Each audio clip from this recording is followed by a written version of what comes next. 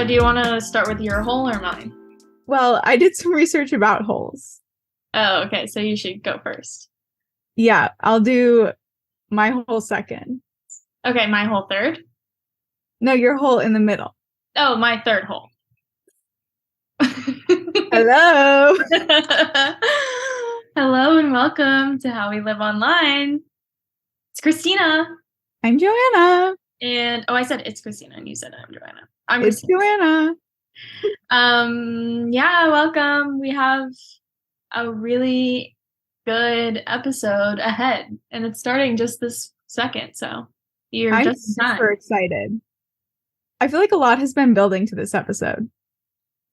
Yeah. This episode is about rabbit holes. Wow. And I'm so excited. First, I want to say, like, in my research and in chatting to people about this episode, overwhelmingly, I have encountered the fact that different people seem to all have different definitions of what a rabbit hole is. Oh, okay. So I was just kind of wondering, like, if you, Christina, like, could lay out, your thoughts. What is your, like, working definition in your head of rabbit holes? Of course, when I think of rabbit hole, I think of the Disney Alice in Wonderland falling down the rabbit hole visually. Mm-hmm. I also think about clicking on like hyperlink to hyperlink to hyperlink to hyperlink, getting deeper into some kind of internet thing, or like that's kind of my first thought. But I would also say that a rabbit hole could kind of just be any interest that becomes obsessive. Yes. I think I'm kind of like you, like a lot of people I talked to wanted to be like really specific about what they thought a rabbit hole was. Mm-hmm. And I kind of like, I see it as more of like a catch-all for like several. It's like one of those things that when you're there, like, when you're in a rabbit hole. It's more like the feeling it evokes. Mm-hmm. Like you said, obviously the term rabbit hole comes from Alice in Wonderland, and it sort of evokes the sense of a disorienting nature of being, stuck in a hole. Mm-hmm. Some things that come to mind when I think of rabbit holes are, and you kind of said this too, like, there's this idea of a rabbit hole that's like a single session. For example, you are going hyperlink to hyperlink, YouTube video to YouTube video for more hours than you intended to. Mm-hmm, mm-hmm. But then I think rabbit holes also kind of describe like over time becoming saturated in a community or in a place on the internet that you can't really see out of, like an echo chamber. Mm-hmm. I think I would say those are rabbit holes too. I think I like the single session feels the most like authentic rabbit hole to me. I think it is an authentic rabbit hole, but why don't you think that a rabbit hole is something you would be in? Like, if you're becoming radicalized on the internet, and that happens over weeks, not over a single day, what would be your word for that? Not to put you on the spot, but no. Well, I think like like the phrase "going down of the rabbit hole," because it's so intense, feels like the beginning, or like the single sesh. And then like something else maybe becomes obsession. I don't know. Because I'm like, oh yeah, that year I was in the rabbit hole of this. Like, in hindsight, over a year, I was like, really, I don't know, maybe there is a word for it, listener. Just know that today I will be talking about rabbit holes as kind of both of those things. Yeah, I mean, it's whatever hole you want it to be. Right. But overwhelmingly, it is the first one, the single sesh. The first hole. Yes. Okay. And so I read the first hole. I read a few articles about rabbit holes that I would just like to talk a bit about. The first one is called The Psychology of Why We Fall Down Rabbit Holes. And it's in the online publication Swaddle, published in 2022 by Kalia. And there were three interesting theories proposed about why we fall down rabbit holes. The first one is called information gap theory, which essentially kind of explains a hunger for information that comes from curiosity, right? So you follow link to link to link because information kind of serves as a priming dose. So you learn a little bit, but then the more you see, the less you know, right? You learned a little bit, but then that just has more questions. Right. So that was proposed in 1994 by George Lowenstein. Some studies have also established a link between surprise and an increased drive to learn. So people really like to be surprised. And the third is procrastination, that people really tend to fall down rabbit holes when they are procrastinating doing something else in their life. There have been a lot of like famous examples of rabbit holes, I think. One, and I think this was a story in 2017, an article from Grantland called Going Way Too Deep Down the Rabbit Hole with Nicki Minaj's recent bar mitzvah appearance. That was referenced in a really interesting article called The Rabbit Hole of Rabbit Holes, which was in the New Yorker in 2015. Schultz wrote that piece. And yeah, it was just a really, I guess what happened was that Nicki Minaj, there was a video post. Do you remember this, Christina? I wasn't yet a barb. There was a big video of Nicki Minaj at a bar mitzvah. Sorry, at a barb mitzvah? At a bar mitzvah. Making bottle with, okay, and Schultz, this is a quote. So Schultz describes this video of Nicki Minaj by saying, you know, 4 pubescent hands making bodily contact with the rapper Nicki Minaj. And so people were really trying to understand, like, what was Nicki Minaj doing at a bar mitzvah, and who are these 13-year-olds? And yes, that was an example in this really good article. Like I mentioned, I think people also talk a lot about radicalization and like right-wing movements. Interestingly, so that is often linked to YouTube. And I think YouTube, at one point, there were several stories about people getting radicalized on YouTube. Interestingly, since then, a lot of studies have kind of refuted the fact that YouTube radicalizes people. And the main culprit, obviously, is YouTube's algorithm, right? People say that because of the way the algorithm is designed, it prioritizes this right-wing content, and it prioritizes, you know, people falling into a rabbit hole by favoring things like watch time and clicking on videos after you watch your video, right? To make sure you stay on the platform and watch more ads. But there have been several articles that do not find evidence that really these rabbit holes are something that people fall into a lot. One interesting study done by a professor at Dartmouth analyzed the watching habits of a bunch of people on YouTube, and they found that 0.6% of the research participants were responsible for about 80% of the total watch time on YouTube channels that were classified as extremist.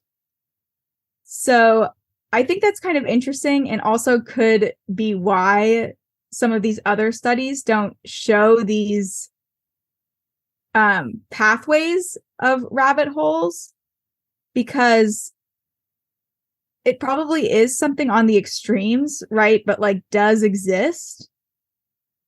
And the other thing about algorithms too is that since they're trained on data from other viewers, right? You would think that like anytime somebody does fall into a rabbit hole, it would be more likely for the next person to fall into that rabbit hole too, because the algorithms are kind of learning the behavior and pushing other users towards that behavior as well, if it makes them stay on the platform longer. So that all to say, I think rabbit holes are kind of a common experience we all can relate to, but at the same time, we don't understand them very well. And I think there's a lot to learn today. There's a lot to learn. So in the study, less than 1% of the people who were in the study made up for 80% of the craziness, basically. Yes. Okay. That's kind of, they were down the rabbit hole. I know. Isn't that crazy? Like, yeah, 6%, 80% of watch time. I mean, yeah. I mean, statistics are weird, and it could be saying something that's actually not that dramatic if you think about it. Mm-hmm. But anyways, that to say, I did some research about rabbit holes, and it was honestly like most of the things that came up first about specifically this idea of linking YouTube's algorithm to right-wing radicalization. Like the evidence that I could find on that is not very strong. Although anecdotally, I think it is strong. So it's just something to hold in each hand and weigh with whatever scales you choose. Facts. Yeah. I think that, too, so many people are like go down a rabbit hole because they're fascinated by something like 4chan. Like I'll never look at 4chan if possible anymore, because I know that it'll make me feel so insane. But I know people who like spent too much time on it and then would be like, well, maybe they make a point, or like stuff like that. I don't know, or like hate watching something. Like I think that, I mean, the surprise element is also like the spectacle element. Like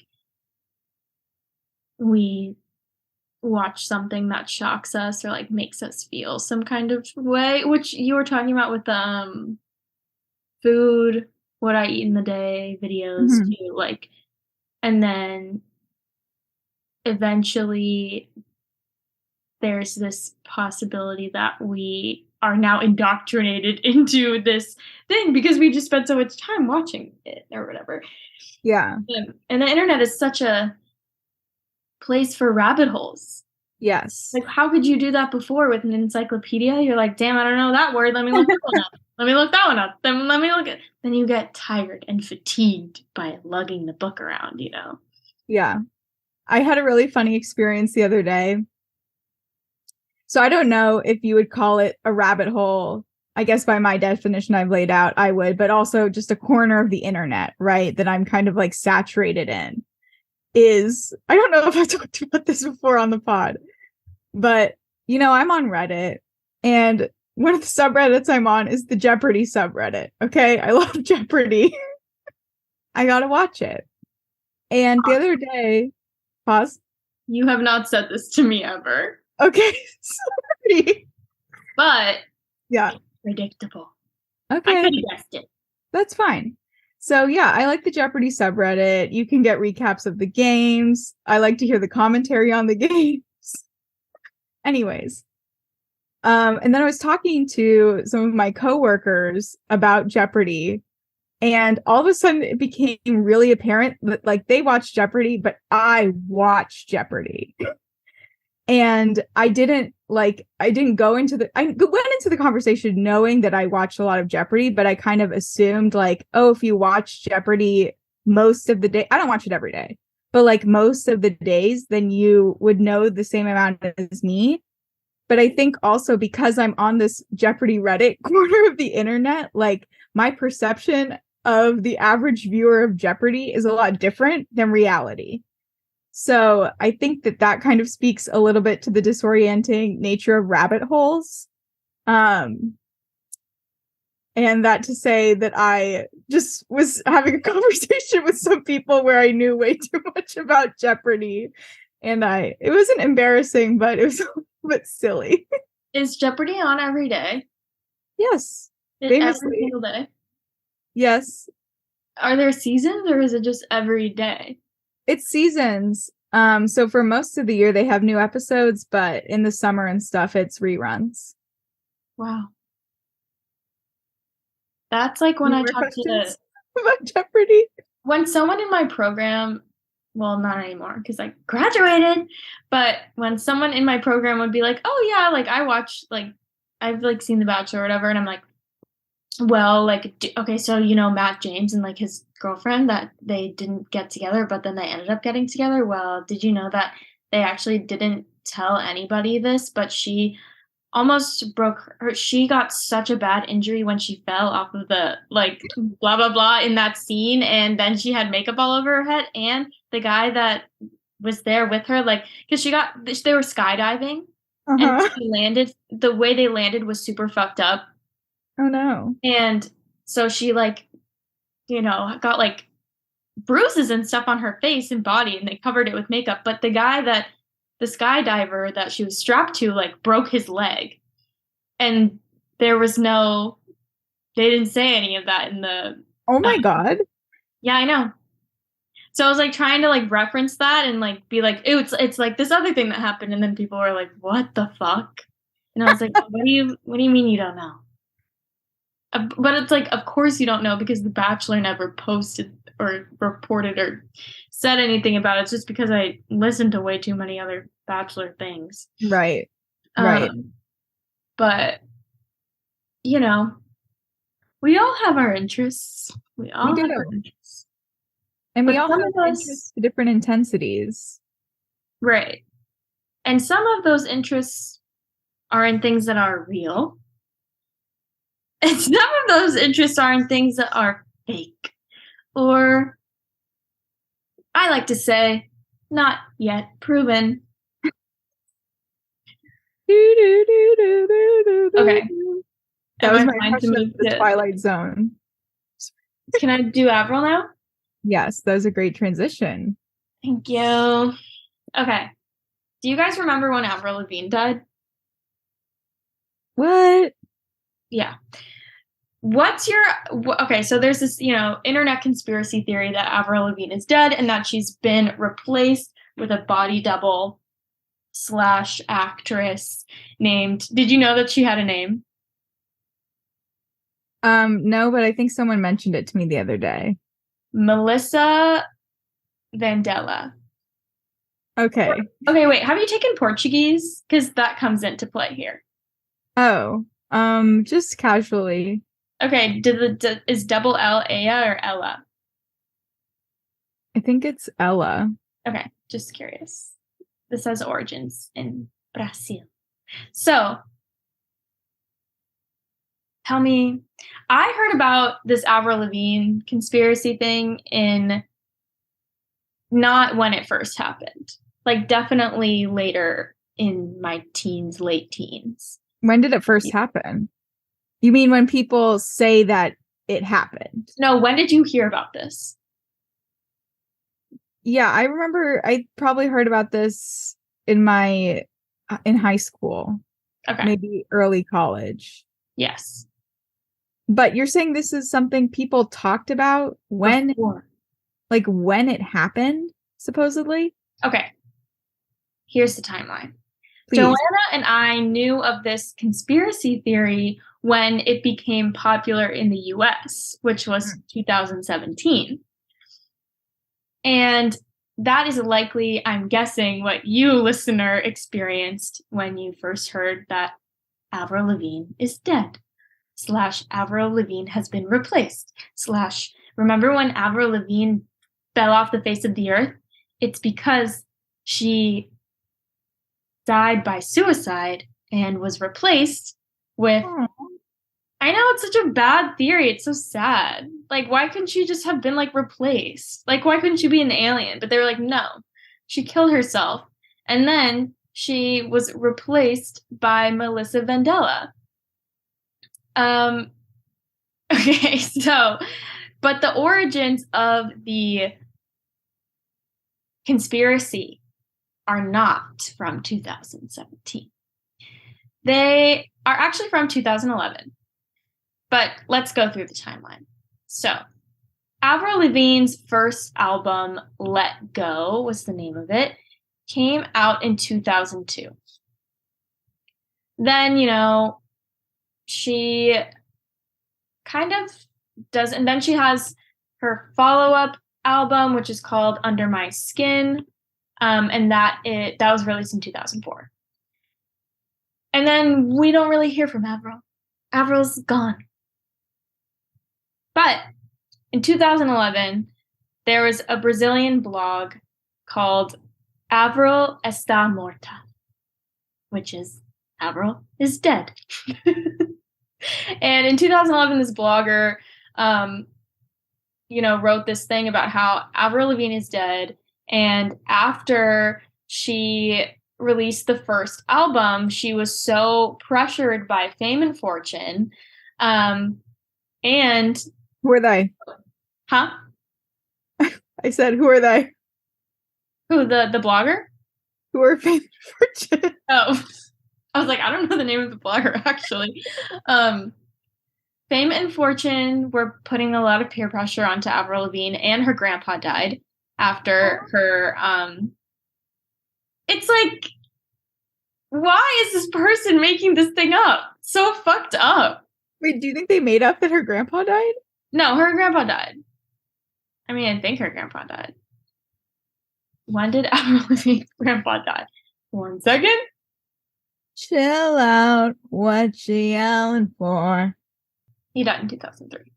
Right. So first album comes out in 2002. Second album comes out in 2004. We don't hear from her. And then randomly in Brazil, some person creates a blog post in 2011 that says, Avril is not the same Avril that we thought she was in 2002. In fact, I'm pretty sure that after her first album, she was so stressed and depressed about being famous and her grandpa dying that she killed herself. It also said that this person, this body double, Melissa and Avril, began, a friendship before her death, obviously. And because she killed herself, Melissa decided to take her place benevolently before the next album release, which you can see in some photo shoot she did. She has the name Melissa written on her hand. And that is where the idea comes from. I'll get back to that in a second. So it gained traction on internet forums such as ATRL, this thing says, and Godlike Productions, which I've never heard of ever. But it was early 2010s when this was first an internet theory. But people didn't really talk about it in the US, I don't think, yet. But it began to get traction in 2015, 2017, somewhere around there. I might have the dates mixed up. When a BuzzFeed, this is the height of BuzzFeed, right? When a BuzzFeed reporter was at BuzzFeed Brazil doing some kind of BuzzFeed event, and all the Brazilian BuzzFeed people were joking about this theory, oh, Avril Lavigne is dead. And he was wow. What the fuck are you guys talking about? And he learned about it and thought it was so funny that he tweeted about it. His name is Ryan Broderick. So he tweeted Avril Lavigne, there's a Brazilian conspiracy theory that Avril Lavigne is dead or something. And so because it was such a crazy time for BuzzFeed and everyone was following all those BuzzFeed reporters because they really made themselves into personas online, it blew up. Again, But this time to like an American audience, which like when something blows up in America, it blows up just everywhere. So him tweeting that turned to like Gawker, Vice, and all of those other big 20 teens blog, or not blog posts, but like internet magazines saying like, there's a Brazilian conspiracy theory that Avril Lavigne is dead. Let's look at it or whatever. And like basically a bunch of them, like, you know, they found the original blog post and it was what I said before, but it was also like, look, this picture of Avril, she has a mole here. And in this picture of Avril, she doesn't have a mole or whatever. And let's remember, Avril Lavigne is a very pale person. Don't you think it's possible that Avril Lavigne maybe had a mole removed? Or maybe No. she had a mole covered, or maybe the lighting was different or whatever. And like the whole thing, you know, doesn't make total sense. And what's better than even any of that, like, so then it was late 20 teens, and in all these interviews people are asking Avril like, have you heard about like you being dead? And it's like the Leah Michelle can't read thing, where like she was never quoted saying, no, I'm not dead. She was only quoted saying like, it's so crazy that people are saying that, because like that's an also really valid response to being like, okay, well, I'm here, like I'm here and I'm alive.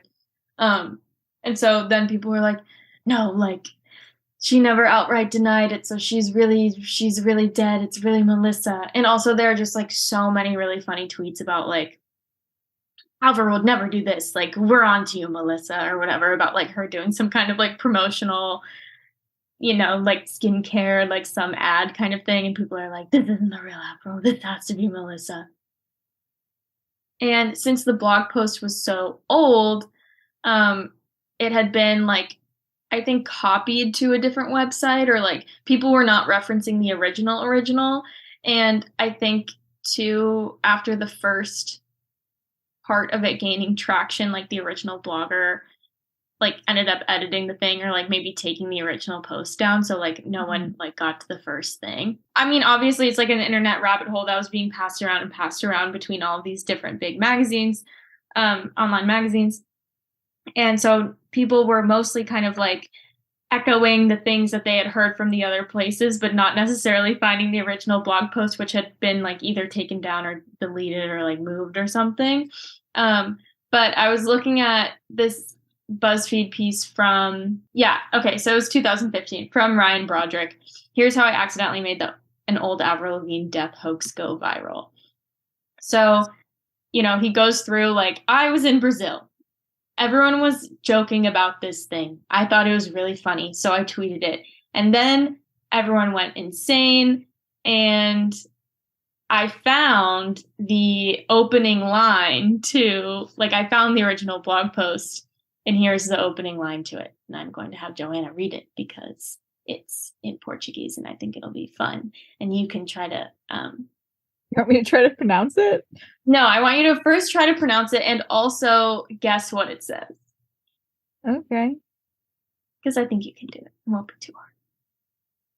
This is from the blogger who created this idea of Melissa. Joanna is going to read the first line from the original blog post. Okay, I just need to do a little bit of a Portuguese pronunciation. Okay. Felicidades. Okay. Esse blog foi uma forma de mostrar como teorias da conspiração podem parecer verdadeiras. That was probably horrible. I'm sorry if we have any Portuguese faction. I don't know what the accent sounds like. Like, I would have just kind of made it up. I know just a few words, but I can pretty much. So it says this blog was a way to show how conspiracy theories could be seen as true, could be thought of as true. Yeah. This blog was created to show how conspiracy theories can look true. Wow. Like the original thing that was like, Avril's dead. The That's opening line crazy. was, "I'm making this blog so that it'll go viral and be a conspiracy theory," and it worked. Right. Like they're doing it so that you can see how easy it is to be like Avril is missing a mole. And Yes. yeah, wow, that's awesome. Yeah, and then it went viral in 2011, like small viral, and then it went like big viral later in 2015, and then like there were all these. Then like people are still asking Avril about this, like Melissa. And then if you look up like Avril Lavigne, you'll see like circles of her nose from like 2003 and now. Like this can't be the same bitch or whatever. When it's Yeah. so funny because you could do that with Bella Hadid. But it's just because Avril fell off the face of the earth in the early 2000s and then like came back. That's why people are like, I mean, no. The reason people think she's dead is because of this fucking blog. But like Yeah. the way that I think it blew up so easily is because like, oh yeah, she was gone for a while. Melissa? And it's also funny. That's really funny. I remember like my remembering of the theory, a lot of the evidence was like she looks dead in her eyes. Like she has a different like the sparkle in her eye is gone. She has a different smile. Like It's like 10 years later, dude. Like when right. she was like a teenager and now she's not. Yeah. I also remember a big thing being the Hello Kitty song and the Hello Kitty music video. That like that was just really a different style for her and like a weird video, and people were like, there's no way Avril would do this. It was Melissa. Yeah, that's more Melissa's style. Okay, so then I was like, well, what the hell kind of picture were they you know, referencing where Avril just has Melissa written on her hand? So Mhm. I literally just Google it, and it's from this photo shoot where she's holding up a fist and the word Melissa is written on her hand. Um and then like more photos from the same photo shoot. Wait, maybe this isn't the same photo shoot. I don't know. She's always in a black tank top. Like, how am I, and the same eye makeup? Like, how am I supposed to know? But when you just Google it, it's like, it looks like this is from the um,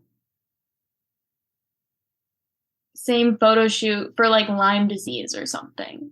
So it's like maybe Oh, someone named Melissa like is suffering from Lyme disease, and then they just like, oh, like she has a picture of the name Melissa on her hand, so like I'll use that one. Was the Brazilian blogger's idea, but it's really funny when you look up the tweets. It's like, um, yeah, May 14th, 2017, Avril Lavigne tweeted, "Feels good to be back in the studio again. Love Slim Secrets bars. They're yummy, healthy snacks to have when working out." Or when working. Hashtag ad, hashtag Slim Secrets. And then someone said, Avril Lavigne would never promote a Slim Secret bar. The jig is up, Melissa. And then there's that picture of Avril Lavigne like looking like she's punching or like looking like strong or whatever. It has Melissa on it, and someone tweeted it and said, "How sad, Melissa Vandella. You want to give more clues that Avril is dead?" It's like she killed her with her oh bare my God. fist. So it's just a good joke, never ending one. But it's like one of those things where it's like, yeah, this star was really popular when she was really young, and then we didn't see her for a long time. And now, guess what? She's older. But she's also Melissa, I guess. Um, That's wild. I did not know the thing about the blog having that first line. yeah, I know. And it was literally like, you bitches are gonna fall for this, and everyone did.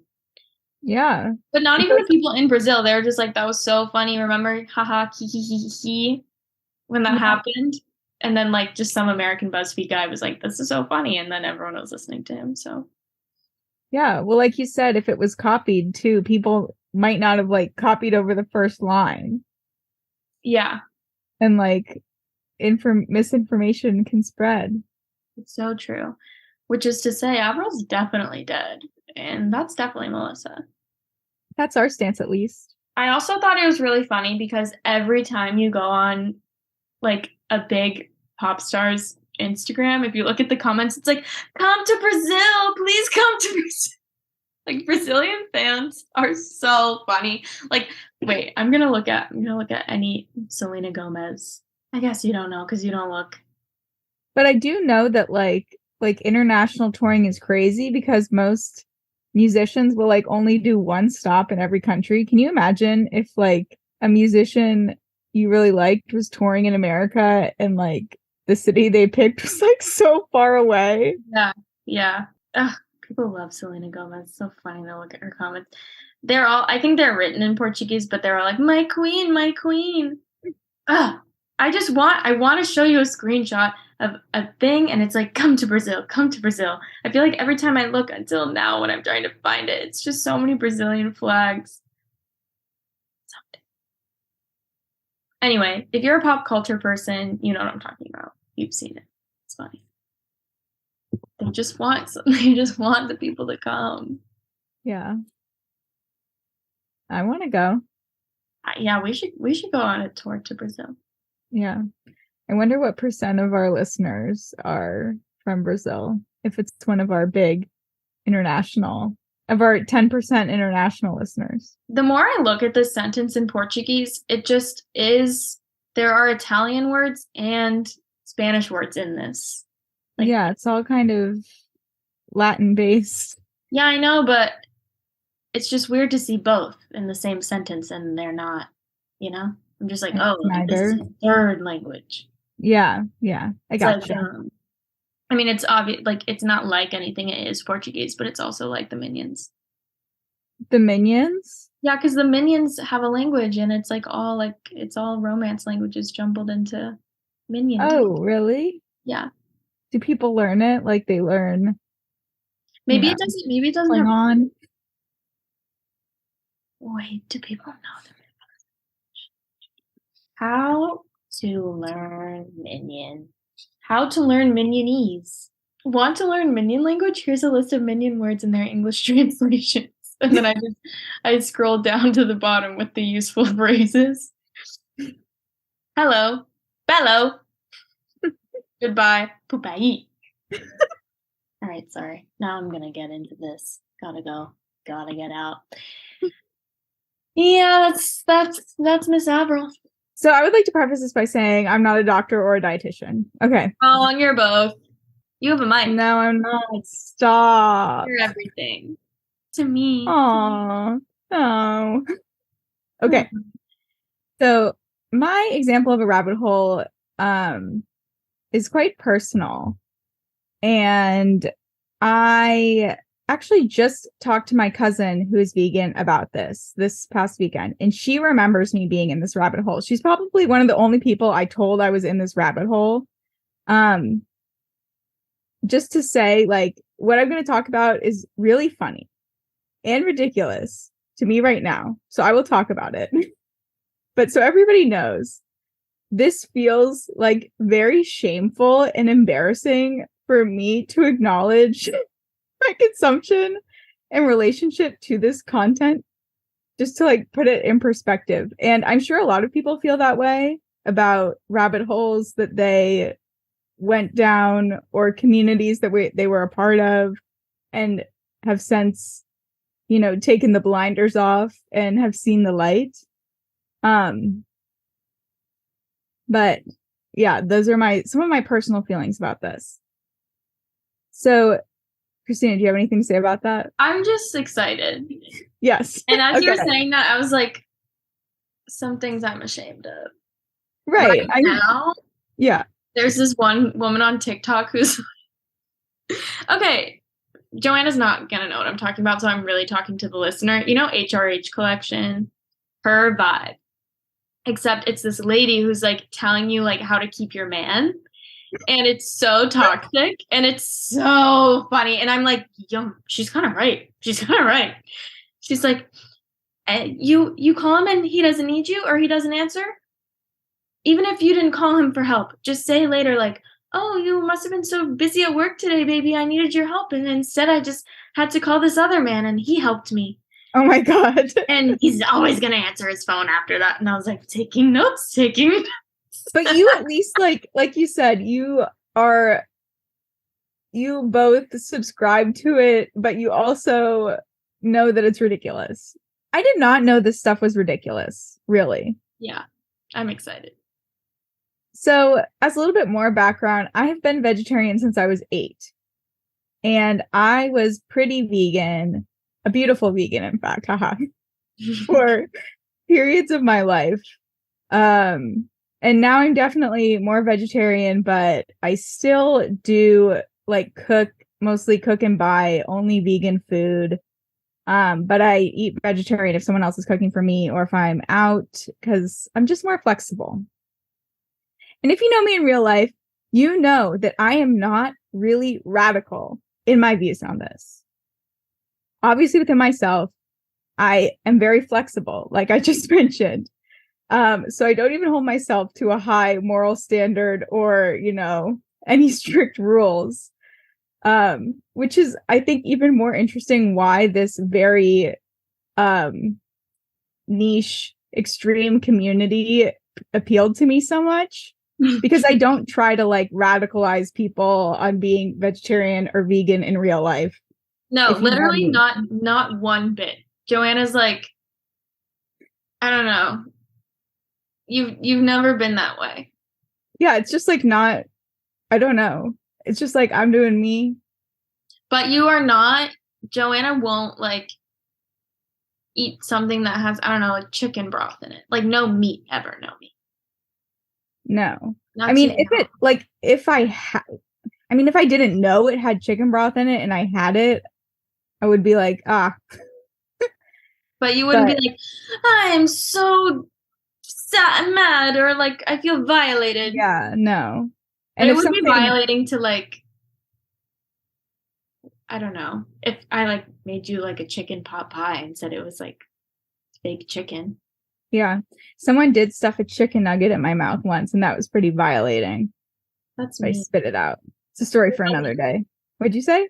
Who was it? It was your friend who you just saw the other day. I think that we should just leave people's names in. Okay. Wait, no, I took out. You know what you did. I took out name, actually. I take it back. I'll bleep these. Okay. Well, they know who they are. They know what they did. So I honestly don't remember when I was really most into the raw vegan community. It was definitely probably sometime in late middle school or in high school, but I also think I kind of revisited it throughout the years at different times. Okay, so first off, what is raw veganism, if you do not know? So if you don't know what vegan is in general, vegan is not eating anything plant-based or anything animal product. And if you are a raw vegan, you eat a vegan diet and you also don't eat any cooked food. What? Yes, you don't eat anything cooked. Did you not actually know that's what that was? What raw vegan was? I didn't get it. I was like, oh, is it just like the most intense vegan you can be? Like people who won't have honey?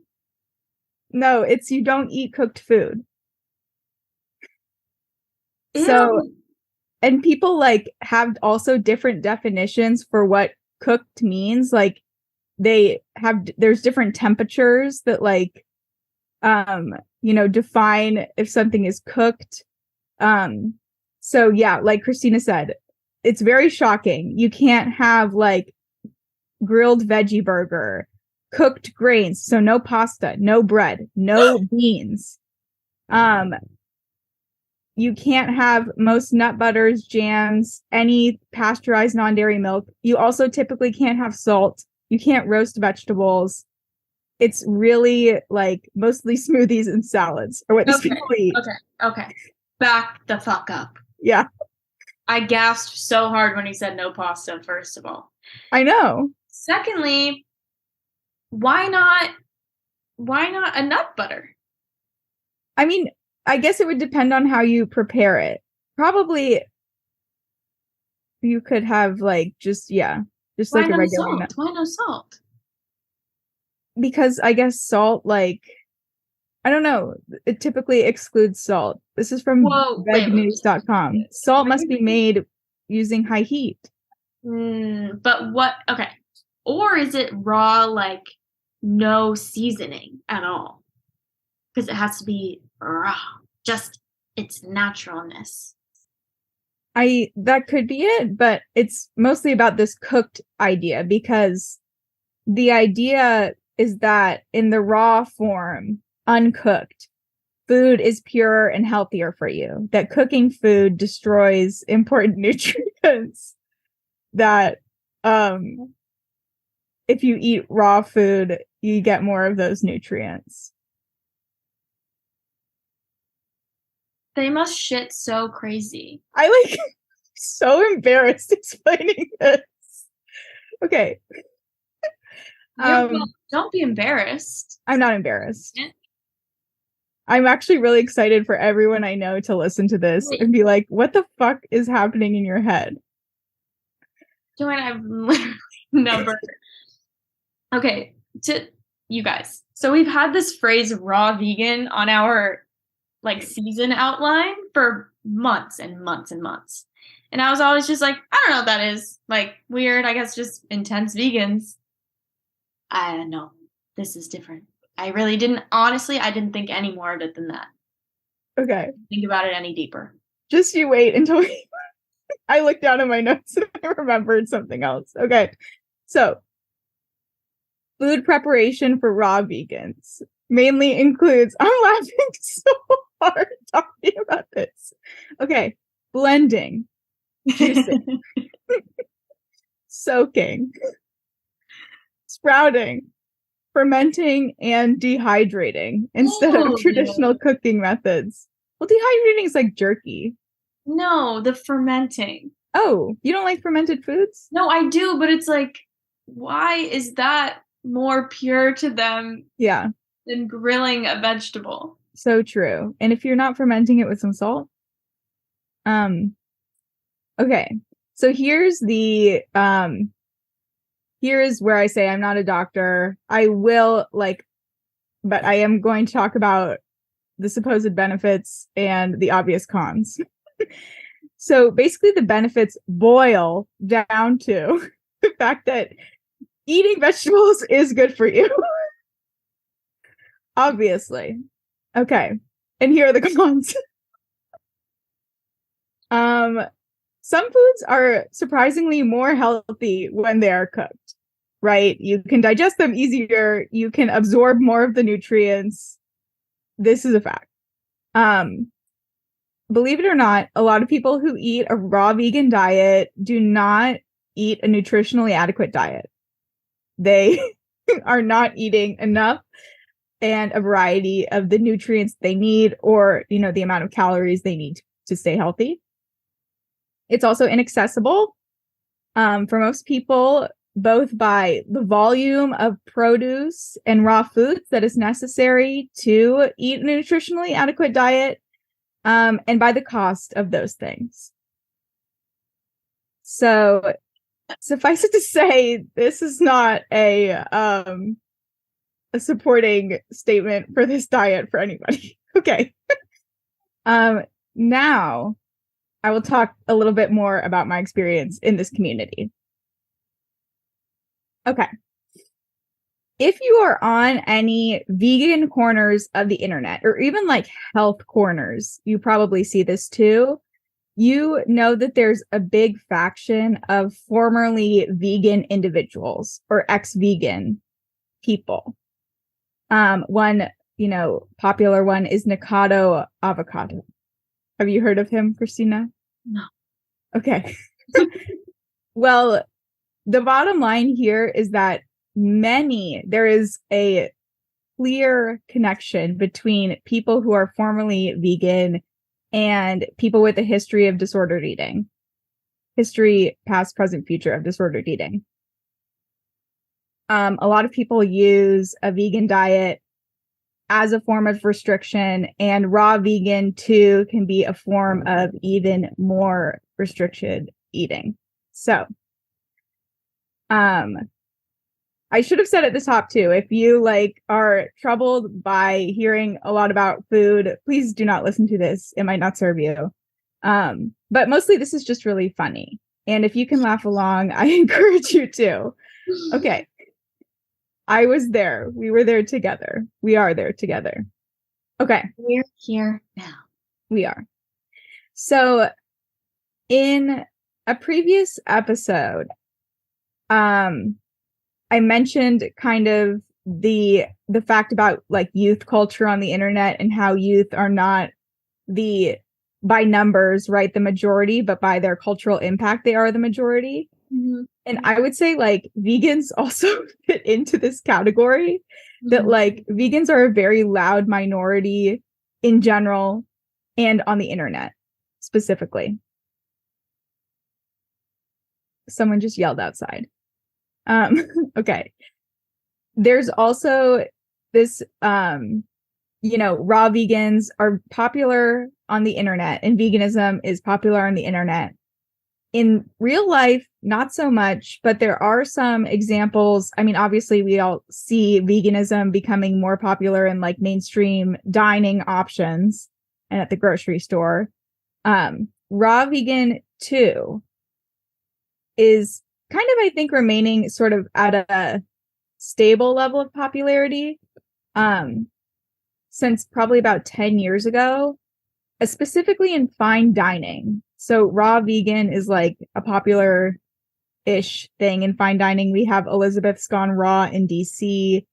There's also the Bad Vegan documentary on Netflix, if you've seen that highlights the raw vegan restaurant Pure Food and Wine, and like the bad business dealings that went on with that restaurant. But I think it's this really interesting, like raw vegan fine dining, I think toes this line between spectacle and lifestyle, right? Because like a fine dining restaurant is not somewhere that you're going probably every day. And it's probably not, even if you go there, it's like for an experience, right? To have a meal that you might not have even realized was completely raw food, right? But it's not like the lifestyle that you're living, which is what a lot of people on the internet are doing who are raw vegan. And who are these people? Let me tell you. Some of the popular names are Freely the Banana Girl and Fully Raw Christina. Ew. Yeah, sorry, girl. No, okay. But the name.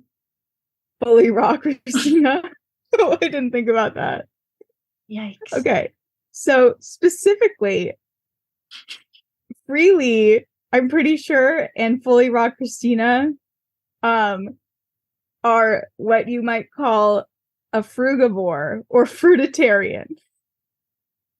And they only eat fruit. That's what that means. So not only are they raw vegan, but they only eat fruit. Frugivore is actually the word for like animals, like omnivore, right? Like people as animals that only eat fruit. Fruitarian, I think, is like the dietary preference. I don't know. This is pissing me off. It is. I'm sorry. No. I am so fascinated, but I'm so pissed off at this idea. This is so fucking stupid that people only eat fruit. Yeah, they're fruitarian. What can you say? Okay, so Freely the Banana Girl specifically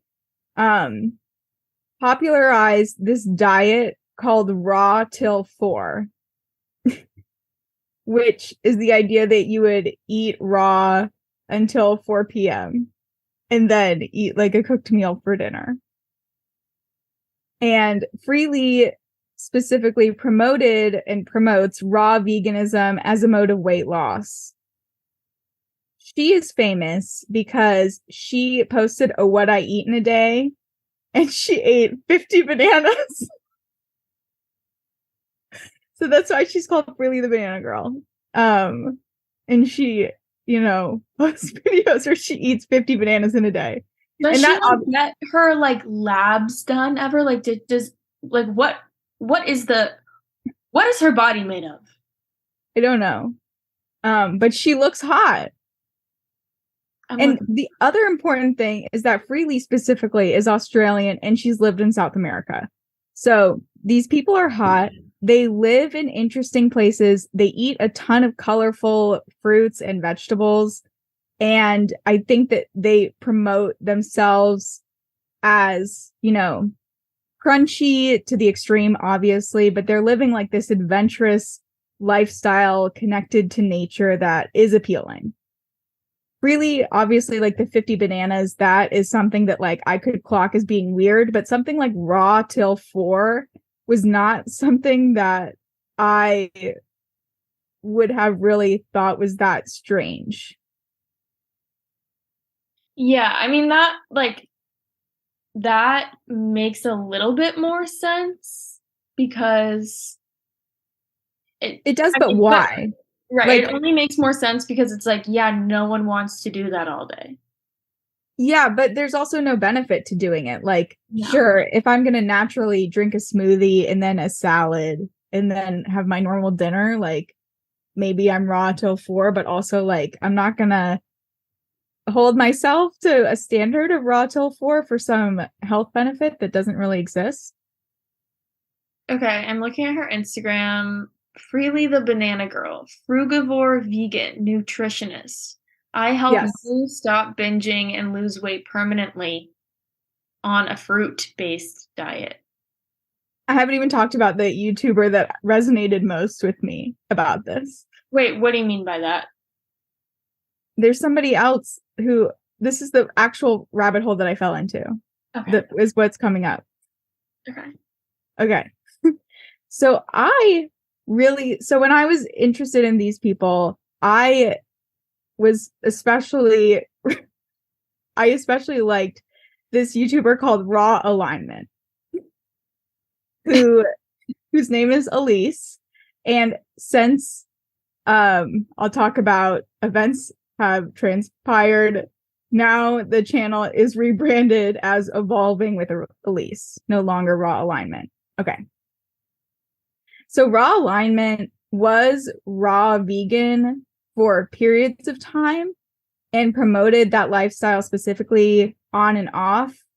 And Raw Alignment was vegan for most of the time all of the time that I watched them, and for most of their time on the internet, they've been vegan. Okay. The style of Raw Alignment's content and personality, she's very spiritual and enlightened, very positive. She, similar to Freely the Banana Girl, lived in Hawaii, so like in a very beautiful place. She worked on a farm. She had an open relationship. She maybe still does, I don't know. She made videos about how she didn't shave. She was a minimalist. She used natural cycle tracking as a form of birth control. She cured a UTI with a water fast. And that one is not that crazy. She only drank water. That's it. She didn't eat? A water fast. Okay, never mind. I mean, like, you can kind of flush it out that way, but yeah, you don't need to not eat. She hiked the Appalachian Trail for 90 days. Her most viewed video, I've never seen this one, just FYI, this does not interest me, but her most viewed video on her channel is of her cutting out her dreadlocks. She's white.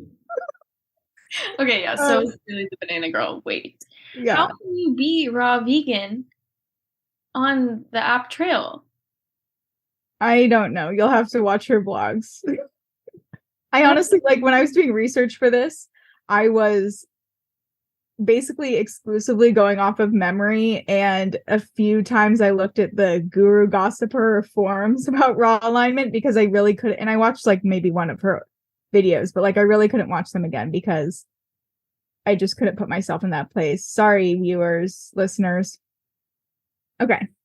But essentially, like, I really liked Raw Alignment. She seemed like very authentically herself, and like had some things that like resonated with me, like, you know, the minimalism and kind of like not shaving your pits, but like, you know, kind of like the sentiment behind that of like, why are you doing this? And yeah, like the curiosity and sort of like questioning of norms, I think I just found that attractive as a viewer. I genuinely felt like she was trustworthy or kind of like a regular person who was just giving me slices into her interesting life. And it was when I was watching her that I had a conversation with my cousin, right? That my cousin remembered about being like, hey, yeah, like I've been thinking about trying raw vegan or like raw till 4. Seems like an interesting thing. And I like couldn't, like, I didn't realize like the cons of that or like why that would be like a truly strange thing to contemplate. So famously, Raw Alignment stopped being vegan. And shocker, because Raw Alignment also has been pretty open about the fact that she has a history of disordered eating. So many people speculate, especially on the forums, that her veganism was primarily just a form of restriction. But she says that she had a lot of health issues. And it was coming to a point where she was just like not feeling good at all. So she ate 8 ounces of salmon. And the next day, all of her symptoms vanished. Which I don't like deny, obviously, her experience. But also, like, a lot of people say, like, you know, if you are malnourishing yourself, you know, and not like eating the correct nutrients, like maybe any amount of nutrients, even if they were vegan or plant-based, right, like would have helped your symptoms vanish. I don't know. That's not really what I'm talking about. But so she famously stopped being vegan. She's in the ex-vegan community now, ate this 8 ounces of salmon. And then she also posted a video that got a lot of attention trying the carnivore diet for 30 days. Like shortly after she stopped being vegan, she only ate meat for 30 days straight and made a video about it. At this point, like I was not following her. This was after, like years after. So I don't know like how I would have reacted if she was somebody that I really followed at that point. Like if I would have felt betrayed, you know? I feel like that is just so clearly like this person has a really like not good relationship with food. Yes. You know, like that is like, oh, okay.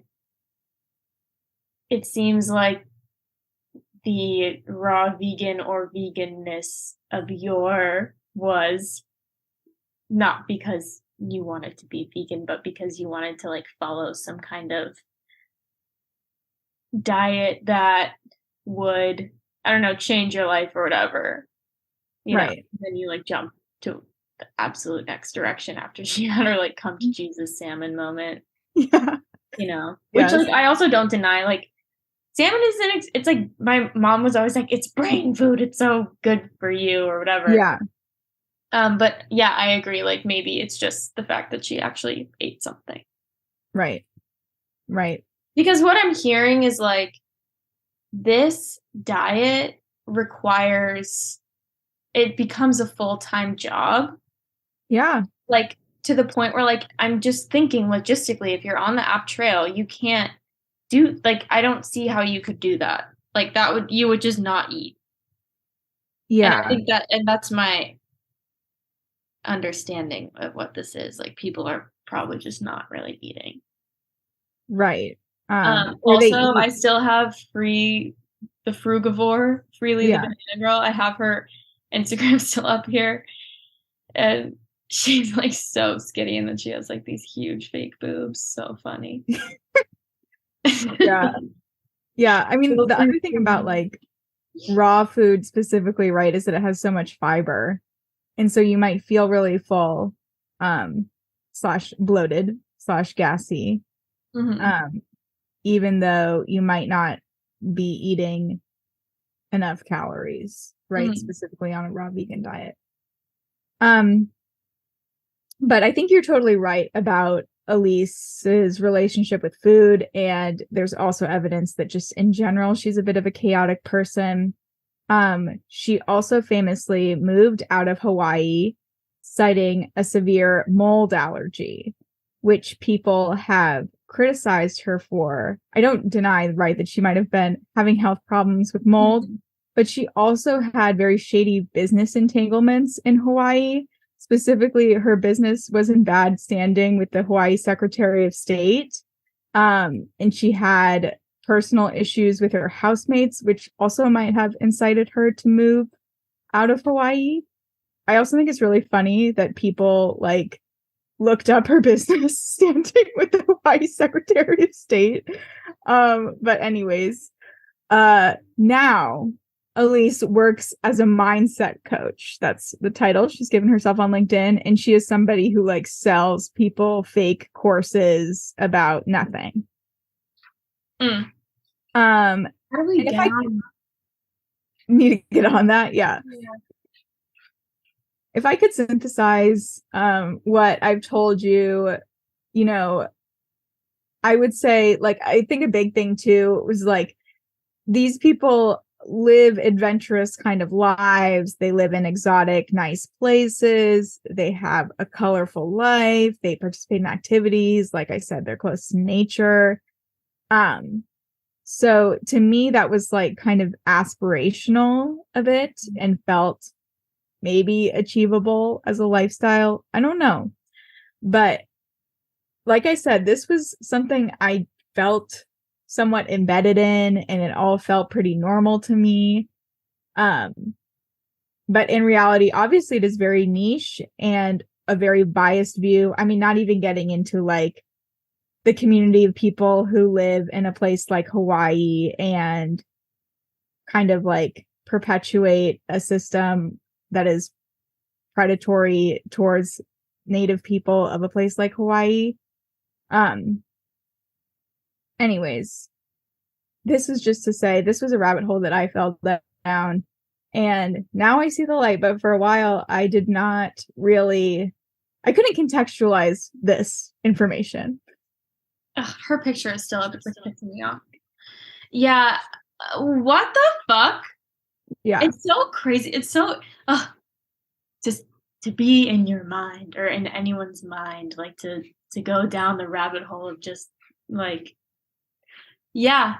I mean, I think it makes sense. Like I like to be healthy. I think about health, and I also like adventure, and I think I'm also kind of attracted to like a spiritual living or like a higher purpose that isn't, you know, God or Jesus-y, but like, you know, I don't know. I like think they're beautiful and hot. Yeah, and, like, right. And like a gorgeous location, and I can see myself getting hooked on that too. Probably even now, just out of like shock, obviously. And then being like, maybe I should have more smoothies in my life, which like if that's the only takeaway, great. I love a smoothie. But I mean, as with everything we end with, like, it's complicated, you have to balance, la la la. Wow. Wow. And this is fully no judgment to you at all. This is my raw reaction to like the fact that people make content like that. But of course they do. Yeah. Well, I mean, it's also just so interesting to me. Like, obviously, we're not the same person, but we are like incredibly similar just by like, you know, nature of all the different kinds of people that could be out there. Like, it's just to say that it's interesting to me that you have never been exposed to any content like this. No, literally never. Right. And how, like, even though we are similar in a lot of ways, the internet, like you said earlier, is like a really vast place. Like, there's a lot of things going on and a lot of deep things in those places. And anything that's marketed as like, this will fix your life. Like, I was just talking about 75 hard last night. Have you heard of Oh that? yeah, that's a thing too. It's like 75 days of working out like twice a day, not drinking alcohol.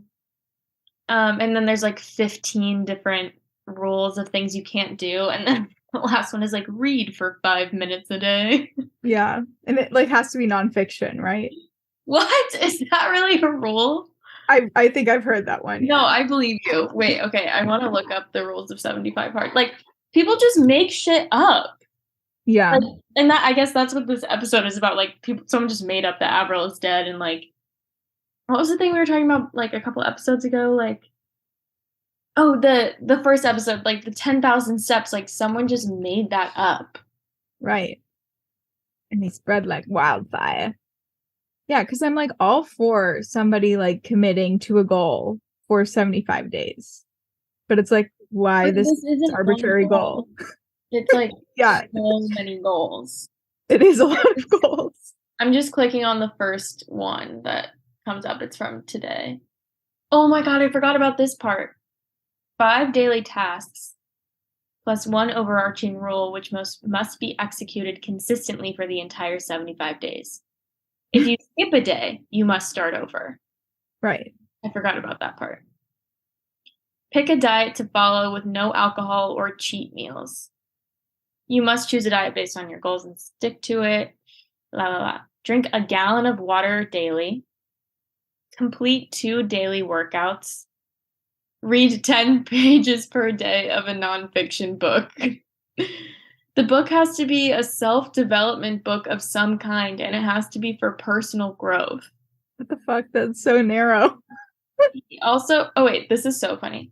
I guess they like found the creator of it or whatever. And this is a quote from him, read the books. This is not entertainment time. This is not Harry Potter time. This is learn new stuff time. The book has to be a self-development book, some kind. It has to be for personal growth. He also stresses that it needs to be a physical book, not an ebook that you read on a phone or tablet. Oh my god. And then this one is take a progress photo each day. This is not just to show your physical transformation. Once you start getting some progress, fitness or business or anywhere else, you start to forget the little details as you go. These photos will help you remember the daily progress of your journey. Yeah, he encourages people to take photos that show their body, recognizing that this may be difficult, but that these photos are for you only. Andy Frisella, creator of 75 Hard and host of the Real AF podcast. Sounds terrible. He calls the plan he created a mental toughness program that is like an Iron Man for your brain. Whoa, dude. That, like, you cannot have children and do that. Yeah. Or, like, I guess you can't sleep. It has nothing to do with sleep. So true. It should be a sleep rule. But you can't even do that. You can't do 75 hard if you're actually going to get 8 hours of sleep. Right. You just gotta have no job, aka be Freely the Banana Girl, and that's just your job. Yeah. All of her Instagram videos were like her. I didn't watch them, but it's her in a grocery store, so I'm sure it's just her picking up stuff and being like, this is gonna fucking kill you. And she's in like low-rise, bright purple leggings and like a tiny little bra. It's a beautiful thing. I'm so glad so many people live in this world. I learned a lot from you here today. And you. I felt shocked. I laughed, but I was honestly gasping a lot. And I'm a little bit speechless now. I can't believe I didn't like put that together that it's like raw food. Yeah. When I think of raw, I think of like raw meat. So I was like, what could be raw vegan? But it's like, no, like raw vegetables. Yeah. Yeah. I'll be curious to know if, because right, like I said, like this is something I have like melted my brain about, so I don't have context for like, I'd be curious to know, listeners, just shoot me a text if like this is something you have genuinely never heard of. Because I would assume that people who are vegetarian or vegan have probably heard of it. Yeah. But probably the other people of the world, I'm realizing, have never ever heard of this. Yeah. I would like to know as well. So please let us know. Send us a little email. Yeah. Speaking of, follow How We Live Online on Instagram. And you will get all the updates and little funny pictures and stuff. And make sure you follow the podcast on Spotify or wherever you're listening and rate it and send it to a friend. Yeah. Anything else, Joanna? That's it. Thank you so much for listening and supporting us on the other platforms.